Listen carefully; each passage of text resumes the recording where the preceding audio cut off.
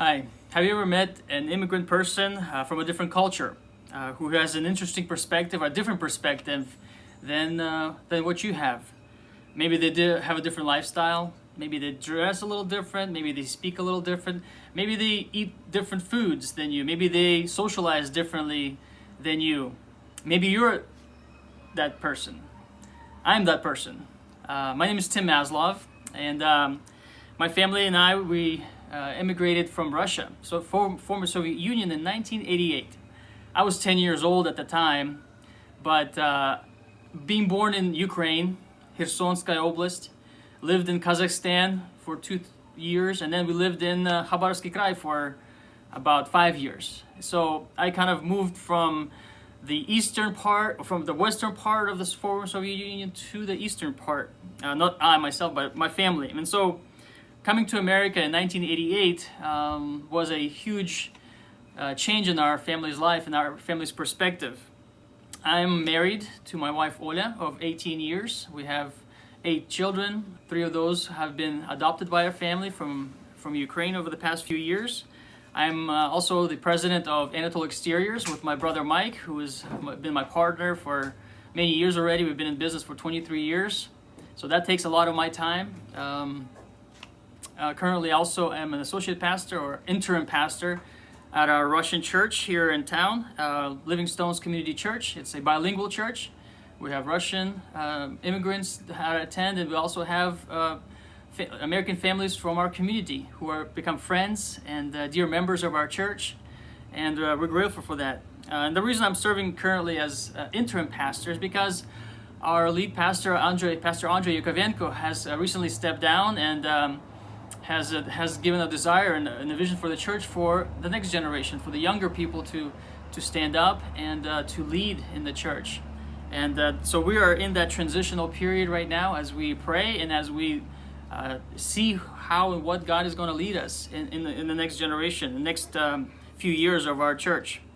I'm so grateful for Pastor Andre's vision and leadership in this because he's been a great encouragement to me personally, and I'm sure to many young people in our church. And so these are life changes and things that are happening in our lives today. And maybe your church, maybe you are experiencing that same changes in the church. And I'm specifically talking about the Slavic immigrant churches here in America. But it doesn't have to be just Slavic. It could be any immigrant church that is growing and serving in America. So I'd like to kick off our conversation because we're all experiencing this. And I appreciate your feedback and comments, as you would comment below in this vlog and the communication that we'll have through social media.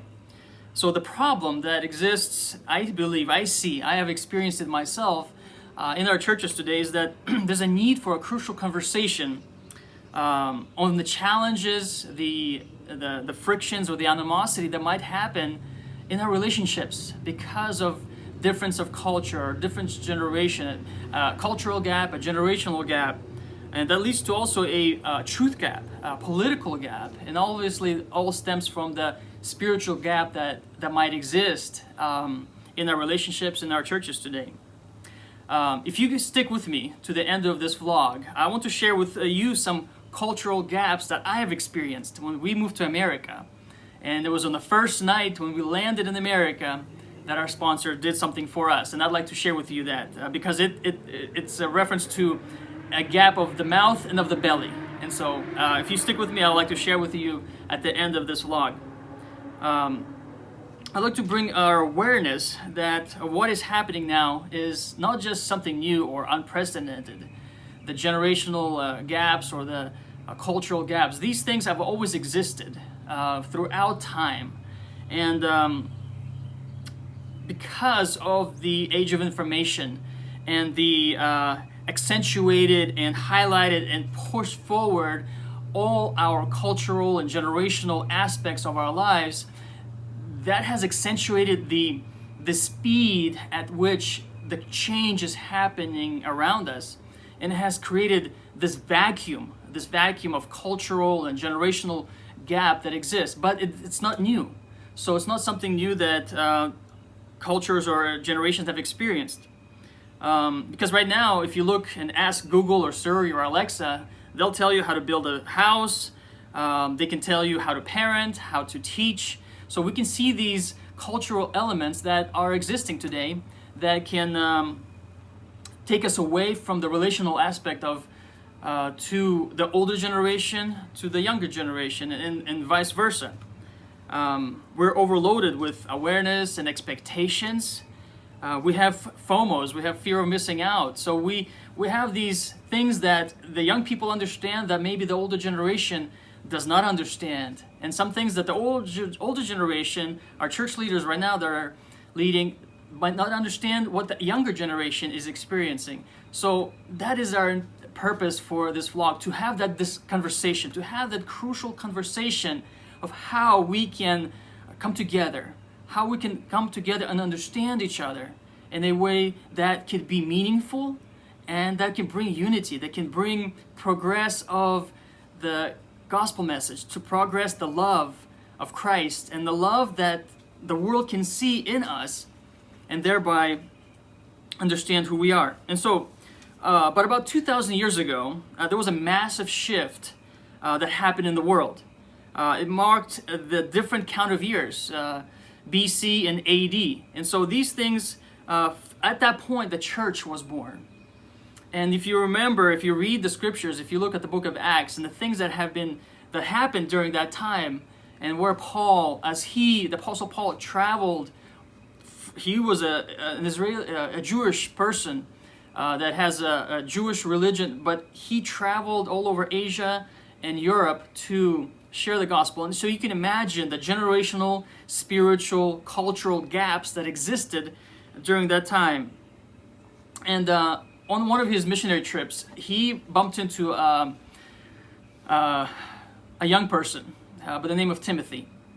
And he took him under his wings, and he mentored him, and he showed him, because he was a believer, Timothy was a believer, so he took him on the missionary journeys. And he showed him the ropes, if you will, of missions and the gospel and the kingdom of God and the opportunities that exist to share.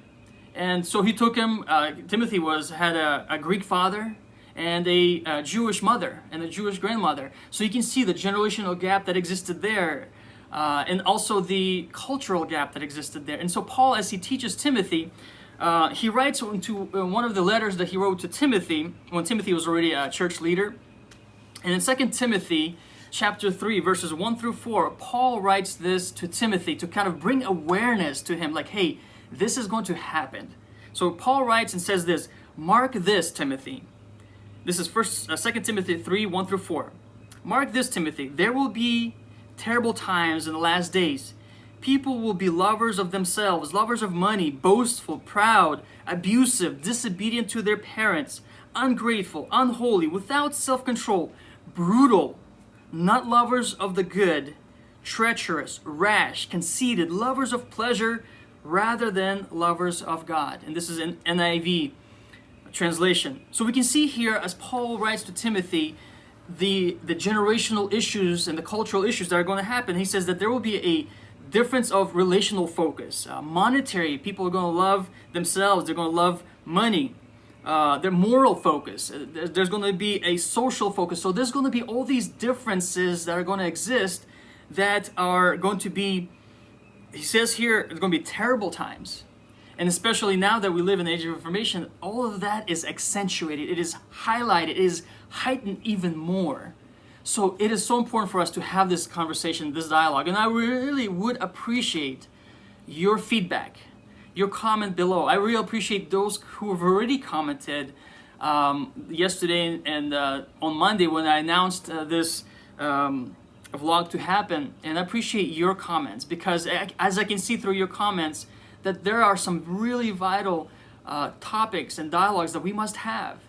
And as we look at the scriptures, we can see how and what the solutions could be for us. Not to be down on each other, our generation is right or that generation is wrong. That is not the point. The point is for us to have a dialogue, just to talk, just to share our concerns and what we can do. Look at what Proverbs 20 verse 5 says. The person of a person's heart are deep waters, but a person who has insight draws them out. Look at this again. The purpose of a person's heart are deep waters, but a person who has insight draws them out. So we have a lot of purposes. Each generation, each culture has purposes. They're deep. They are rooted deeply into our moral fabric of our lives and our characters.